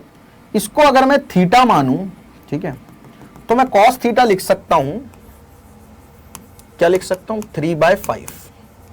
भाई ये 3 है बेस और ये हाइपोटेनस 5 है, ठीक है, ठीक है। इस एंगल को अगर मैं अल्फा मानूं तो भैया ये वाली जो दूरी है ए, ये वाली ध्यान से देखना, आप पीली कर रहा हूं इसको, ये वाली दूरी मुझे पता है कितनी है, ये रेडियस के बराबर, और मुझे ये वाली दूरी भी पता है कितनी है, देखो 3 यहां तक और 1 नीचे, ठीक है, तो ये वाली दूरी कितनी है, 4। तो भैया कॉस अल्फा जो होगा वो हो जाएगा 4/5। तो अल्फा और थीटा के एंगल की वैल्यू है हमारे पास, ठीक है। अच्छा, नाउ रिजॉल्व करना है थोड़ा थोड़ा, ठीक है। अगर ये स्फीयर इक्विलिब्रियम में है तो इस स्फीयर पे लगने वाले नेट फोर्सेस 0 होने चाहिए, यानी कि नेट फोर्सेस बैलेंस होने चाहिए। मतलब ये जो स्फीयर आपको दिखाई दे रहा है, इस स्फीयर पे हॉरिजॉन्टल डायरेक्शन में नेट फोर्स 0 होना चाहिए, वर्टिकल डायरेक्शन में नेट फोर्स 0 होना चाहिए, ठीक है। चलो कर लेते हैं इसका काम तमाम। इस लाइन का एंगल वर्टिकल के साथ अल्फा, मतलब ये एंगल अल्फा और ये एंगल थीटा, इस लाइन का इसके साथ थीटा है तो ये एंगल भी थीटा है। अब हमें नेट फोर्स लिखना है स्फीयर पे, ठीक है। स्फीयर पे नेट फोर्स आ जाएंगे भैया, देखो ध्यान से, ये वाला कंपोनेंट आ गया इसका NB का, NB कॉस थीटा, और इधर वाला आ गया NB साइन थीटा। N1 का आ गया ऊपर की तरफ N1 या NA लिख देते हैं इसे, क्या लिख देते हैं प्यार से, तो हम इसे NA ही बोलेंगे, लिख दिया हमने NA कॉस अल्फा, और इधर आ गया NA साइन अल्फा। मतलब इस स्फीयर पे जो मुझे फोर्स दिखाई दे रहे हैं, सेंटर पे देखते हैं, वो कुछ ऐसे हैं बेटा। ऊपर की तरफ एक फोर्स है NA कॉस अल्फा, फिर एक और फोर्स है NB कॉस थीटा, नीचे की तरफ है mg। ये y डायरेक्शन के फोर्स है। x डायरेक्शन के फोर्स है, इधर है NA साइन अल्फा और इधर है NB साइन थीटा। अगर ये स्फीयर इक्विलिब्रियम में है तो इस पे x डायरेक्शन के फोर्स और y डायरेक्शन के फोर्स बैलेंस होने चाहिए। x डायरेक्शन के फोर्स बैलेंस का मतलब है NB साइन थीटा बराबर NA साइन अल्फा। क्या मतलब, NB साइन थीटा बराबर NA sine alpha. NB sine theta की वैल्यू कितनी हो जाएगी, देखो मैजिक ट्रायंगल तो पता ही होगा, अगर cos थीटा है 3/5 तो साइन थीटा 4/5, और cos अल्फा है 4/5 तो साइन अल्फा 3/5। देख लिख देता हूं, cos थीटा हो जाएगा 4/5, अरे 3 4 5 वाला ही है यार ये ट्रायंगल, याद होना चाहिए अब तो सबको, ठीक है।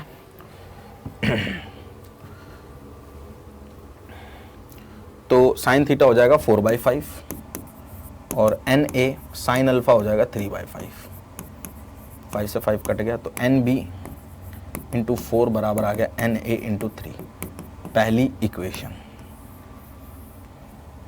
दूसरी इक्वेशन क्या है, दूसरी इक्वेशन देख लो जरा ध्यान से, जो वर्टिकल फोर्सेज है, नीचे 100 न्यूटन है mg, NB cos theta NA cos alpha, NB cos theta और NA cos अल्फा। यह है ऊपर की तरफ फोर्स, नीचे की तरफ क्या लग रहा है mg, तो ये mg के बराबर होनी चाहिए। अरे ऊपर वाले फोर्स नीचे वाले फोर्स के बराबर होंगे तभी तो नेट फोर्स 0 होगा। NB cos theta is sine theta 4/5 है तो cos थीटा 3/5 होगा। NA cos अल्फा कितना हो जाएगा 4/5, ये बराबर होगा 100 के, ठीक है। अब मैं एक काम कर लेता हूं, NB की जगह पे मैं 3NA/4 लिख देता हूं,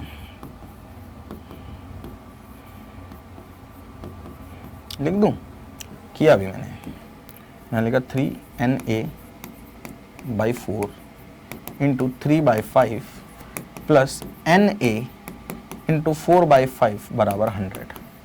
ठीक है, जो कि अपने पास 9Na/20 प्लस 4/5Na बराबर 100।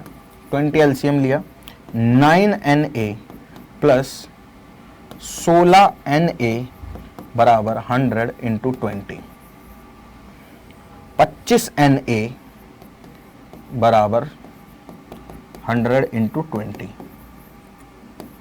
4 बार गया। Na की वैल्यू आ गई 80 न्यूटन। Na की वैल्यू कितनी आ गई? 80 न्यूटन। तो Nb की कितनी आ जाएगी? 3/4 इंटू 80, 60 न्यूटन। कितना आ गया बेटा? 60 न्यूटन आ गया। आई बात कुछ समझ में? अरे आई क्या बात कुछ समझ में? ठीक है,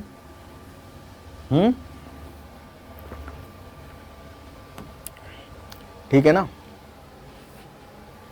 आगे कहानी समझ में? कोई दिक्कत तो नहीं इसमें किसी को? चलो, तो मेरे हिसाब से यहाँ तक की कहानी आप सभी लोगों को अच्छे से क्लियर होनी चाहिए और हो भी गई होगी। ठीक, क्लियर है? तो ये इक्विलिब्रियम के कुछ केसेस थे। ठीक है, बहुत बढ़िया केसेस थे, few of the very good cases, few of the best cases जो हम कंसीडर कर सकते हैं। एक सवाल और करना है, बाकी फिर मैं आपको होमवर्क दूंगा। टेंशन का सवाल है ना? धीरे धीरे आएंगी बेटा ये सारी चीजें। अब मेरे हिसाब से यहाँ तक की कहानी आप सभी लोगों को क्लियर है ही, तो अपन एक काम कर लेते हैं। क्या काम कर लेते हैं? ध्यान से सुनना। आपको सिस्टम दिखाई दे रहा है, एक इक्विलिब्रियम में है, ऐसा बोला गया है। ठीक है, ऐसा बोला गया है कि किस में है बेटा? इक्विलिब्रियम में है। तो हमें बोला गया, अच्छा ये चेंज भी हो गया यार।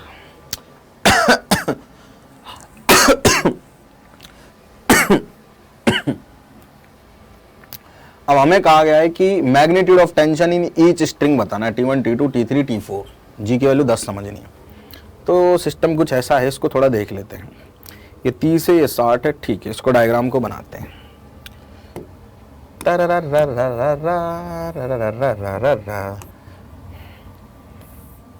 सीधी है क्या? नहीं यार, कहाँ सीधी बे? ठीक है,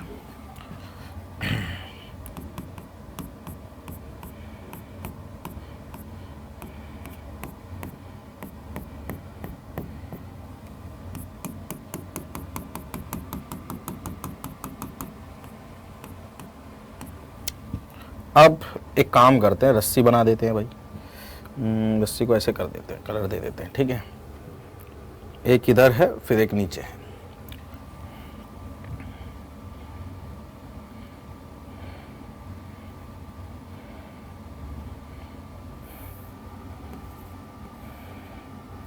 मास लगा हुआ नीचे। ठीक है,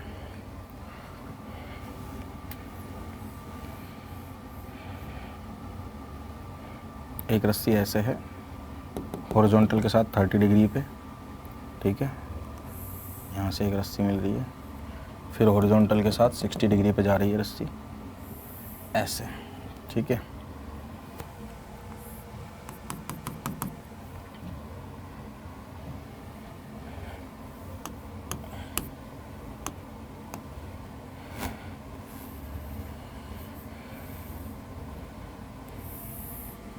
ठीक, ऐसा ही कुछ दिया हुआ है। अब डायग्राम में देख लेते हैं। ये 30 है, हॉरिजॉन्टल से 60 है। ठीक है, 10 किलोग्राम यहाँ T1 है, यहाँ T2 है, फिर यहाँ T1 T2 T3 T4।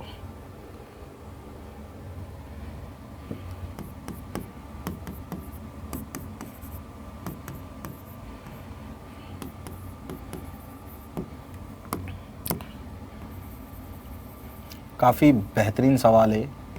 30 degree, ये 60 डिग्री दिया हुआ है। सुनना आप ध्यान से। 4 अलग अलग रस्सियां हैं, मतलब ये रस्सी है, ये यहाँ पे मतलब ऐसे कील ठोक रखी है, मान लो ऐसे। ये रस्सी है, मतलब काइंड ऑफ कील ठोकने जैसी, और यहाँ पे भी ये फिक्स है। ये पॉइंट और ये मास, ये पूरा सिस्टम आपको इक्विलिब्रियम में दिखाई दे रहा है। इसका मतलब ये कि अगर ये इक्विलिब्रियम में है तो हर एक पॉइंट इक्विलिब्रियम में होना चाहिए। इक्विलिब्रियम का मतलब रेस्ट पे, मतलब ऐसे ही चल नहीं रहा कुछ भी, मतलब हर एक पॉइंट इक्विलिब्रियम में होना चाहिए। अगर सिस्टम इक्विलिब्रियम में, मतलब कि भैया ये है कि भैया कोई भी पॉइंट मूव नहीं करेगा, तभी तो सिस्टम मूव नहीं करेगा। कोई भी पॉइंट मूव कर गया तो सिस्टम भी मूव कर ही जाता ना, कनेक्टेड सिस्टम है, सबको फील हो ही रहा है तो बात ठीक। हमने क्या किया, हमने कहा कि यार एक रस्सी में टेंशन T1 है, इसमें T2, इसमें T3, इसमें T4 है, इस वाली में मान लेते हम टेंशन T, ठीक है। अब हम FBD बनाना स्टार्ट करते हैं। सबसे पहले मैं FBD बनाता हूं 10 किलोग्राम का। भाई 10 किलोग्राम पे सीधे सीधे फोर्स है नीचे की तरफ 100 न्यूटन इसका वेट, और भाई मास से टेंशन कहां होगी, ऊपर की तरफ, ठीक है। FBD बन गया। अब मैं इस पॉइंट का FBD बनाता हूं, इसका नाम शायद A दे रखा है। इस पॉइंट का अगर मैं FBD बनाता हूं, यहां मास भी हो सकता था बट यहां पॉइंट है, ऐसा जेईई मेन में कई बार सवाल पूछा जा चुका है।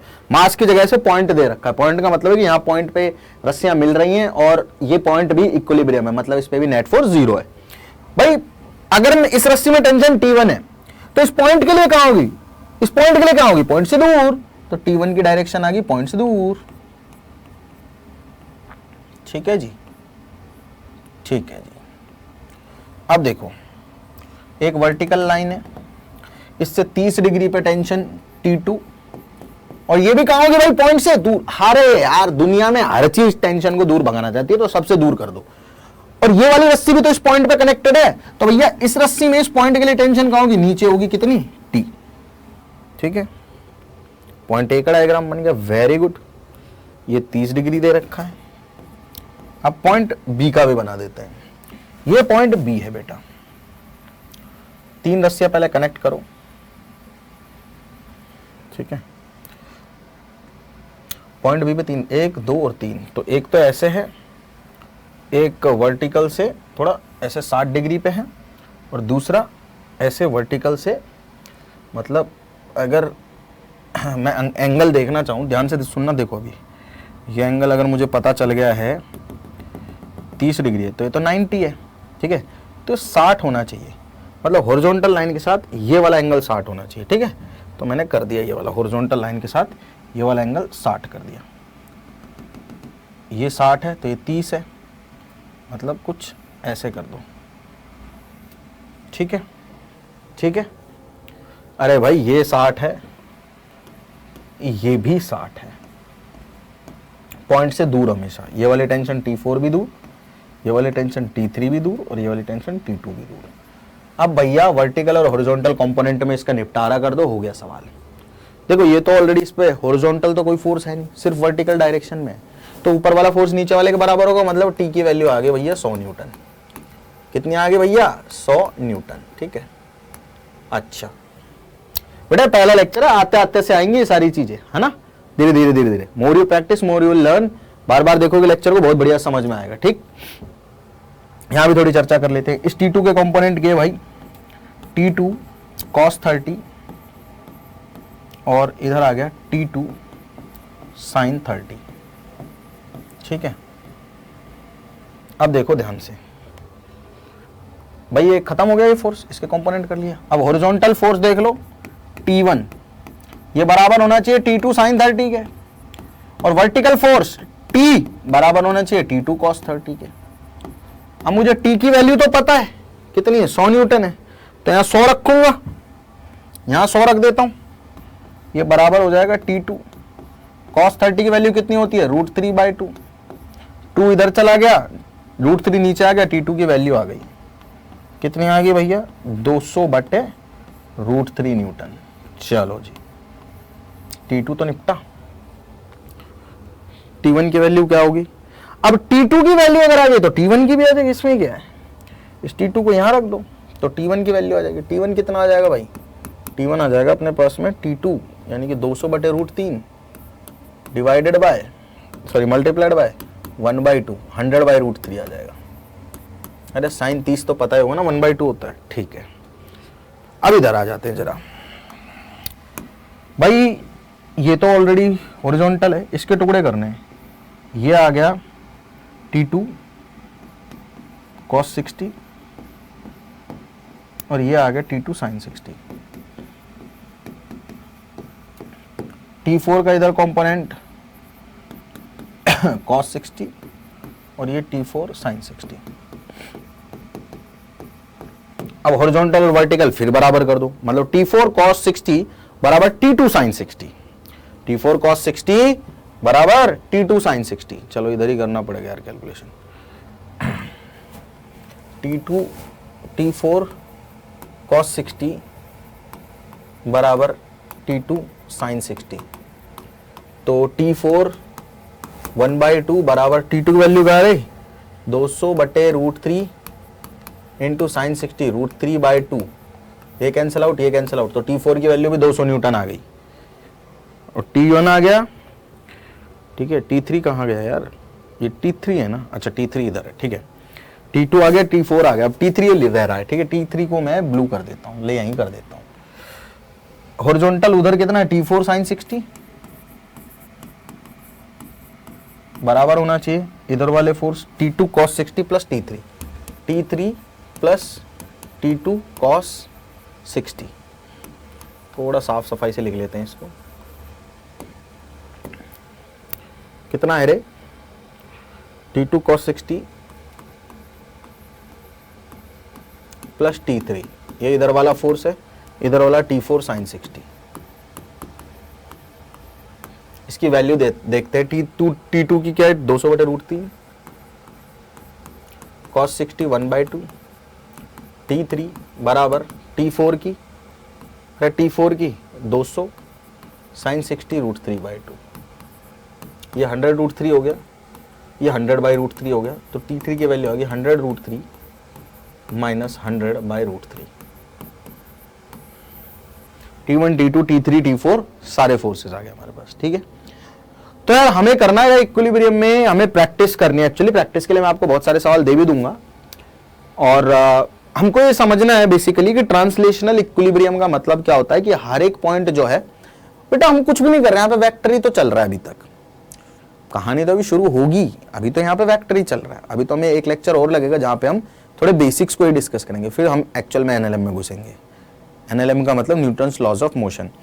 तो मेरे हिसाब से यहां तक की कहानी आप लोगों को बढ़िया से समझ में आ जानी चाहिए, कोई दिक्कत वाली बात नहीं। ठीक, कोई भी पॉइंट या कोई भी ब्लॉक अगर इक्विलिब्रियम में है तो उस पर net force in horizontal and in vertical 0 होने चाहिए बस। ठीक, क्लियर। नेक्स्ट क्लास में थोड़ा इंटरनल और एक्सटर्नल फोर्सेस की चर्चा करेंगे और बाकी जो एग्जाम्पल्स है वो आप लोगों को दे ही देता हूं मैं, इनको जरूर सॉल्व कर लेना। ये तो जो अभी किया उससे आसान ही है। टेंशन से बतानी है तीनों रस्सियों में, उसके अलावा I think that was the last example itself. ठीक, कर लेना, एक एग्जाम्पल है, इसको थोड़ा ट्राई कर लेना और कमेंट्स में आंसर जरूर बता देना। अगर आपको जो स्लाइड है क्लास की वो चाहिए और डीपीपी चाहिए क्लास से रिलेटेड, तो जरूर एक बार डिस्क्रिप्शन में टेलीग्राम का लिंक है हमारे टेलीग्राम चैनल का, उसको क्लिक करें और वहां से आप डायरेक्ट टेलीग्राम चैनल से जुड़ जाएंगे, जहां पे आपको बहुत ही अमेजिंग कंटेंट मिलेगा अपार्ट फ्रॉम द लेक्चर्स। ठीक है, लेक्चर के अलावा। तो आई होप एनएलएम का बेसिक आप लोगों को बहुत बढ़िया से क्लियर हो गया है। अगर हो गया तो लाइक जरूर कर देना वीडियो को और प्लीज कमेंट जरूर करें इस चीज के लिए कि समझ में आया है या नहीं आया है ना, ताकि हम लोग को इनपुट मिले और हम लोग और बेहतर कंटेंट आप लोगों को दे पाए। और ऑलरेडी आपको अच्छा लगा है तो इसे शेयर करो यार, just that we actually demand from you.